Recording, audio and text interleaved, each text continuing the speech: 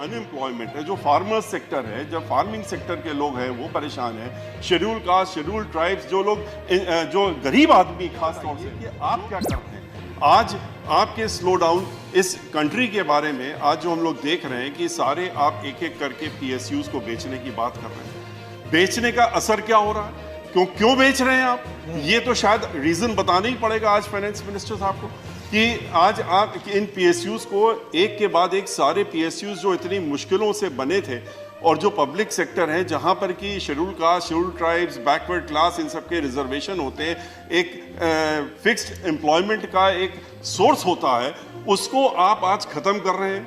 तो हम ये क्यों ना मान लें कि जैसे ईस्ट इंडिया कंपनी एक बार यहाँ आई थी, उसने टेक ओवर कर लिया पूरे हिंदुस्तान को, अपने बिजनेस के ही थ्रू किया था। आज 2-3 आपके इंडस्ट्रियलिस्ट हैं, वो ईस्ट इंडिया कंपनी की तरह ये सारे प्राइवेट पीएसयूज तो उन्हीं को दे रहे हैं, आप उनको ही हैंड ओवर कर रहे हैं। तो उसके बाद वो कंट्री चलाएंगे, आपके हाथ से या हमारे हाथ से तो निकल चुकी होगी, ये तो वही लोग चलाएंगे।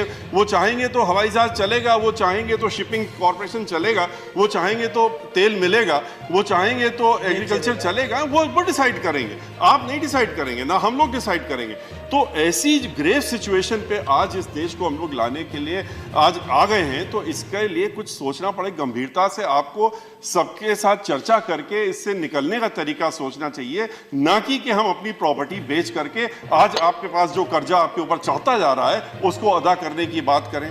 आज बैंक्स जो हैं आपके बंद हो रहे हैं, बैंक्स में पैसा आपके पास है, बैंक इंटरेस्ट देता है, बैंक से कोई कर्जा नहीं ले रहा है, कर्जा नहीं ले रहा है तो उनको इंटरेस्ट मिल नहीं रहा, they are not getting the interest to the banks slowly like NPS, ये बैंक भी बंद हो रहे हैं। बैंक आपने जब बैंक डूबने लगे उनको आपने अच्छे बैंकों में मर्ज करके अच्छे बैंकों को भी डुबो दिया और उसका तरीका निकाल लिया डुबोने का।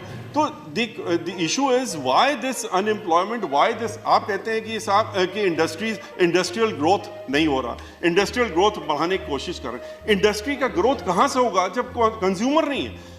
इंडस्ट्री, आप कह रहे हैं हमने कॉर्पोरेट टैक्स कम कर दिया, आपने इंडस्ट्रीज जो कि मैन्युफैक्चरिंग इंडस्ट्रीज हैं उनका टैक्स आप कम कर रहे हैं, जिससे कि लोग मैन्युफैक्चर करें। मैन्युफैक्चर किसके लिए करेंगे? जब कोई कंज्यूमर होगा तब तो मैन्युफैक्चर करेंगे।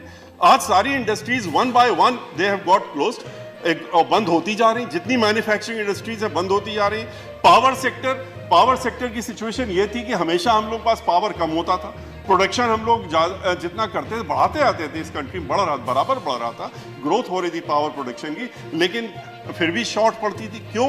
क्योंकि इंडस्ट्रीज बढ़ती रहती थी, इंडस्ट्रीज ग्रोथ हो रही थी, लोगों की डिमांड चल रही थी, डिमांड हो रही थी, पावर शॉर्टेज हो रही थी। आज के रोज पावर इंडस्ट्रीज बंद हो रही हैं, पावर जो प्रोडक्शन इंडस्ट्रीज हैं वो बंद हो रही हैं। इसलिए बंद हो रही हैं क्योंकि पावर कोई लेने वाला नहीं। पावर लेगा कौन? जब इंडस्ट्री है नहीं तो पावर कहां से लेगा? तो इन सारी सिचुएशन को देखते हुए जो आज अनएम्प्लॉयमेंट है, जो फार्मर्स सेक्टर है, जब फार्मिंग सेक्टर के लोग हैं वो परेशान हैं, शेड्यूल कास्ट, शेड्यूल ट्राइब्स, जो लोग जो गरीब आदमी खास तौर से, जो कि इन सब चीज़ों को जिनकी तरफ आप तो देशभक्ति, बहुत अच्छी बात, देशभक्ति होनी चाहिए। आप कहते हैं हम गिनीज वर्ल्ड में जाते हैं दिया जला करके, जरूर जाइए, लेकिन पैसा किसका खर्चा हो रहा है? पैसा तो हम लोगों का हो रहा है। तो आप जिस गरीब आदमी को आप दे सकते हैं उसको आप चाइना से लाके दीपक जला करके गिनीज वर्ल्ड में जाते हैं, आप यहाँ के कुम्हारों से दीपक बनवा लेते तो शायद कुछ गरीबों का भला हो जाता, उनके यहाँ कुछ दीपक जल जाता।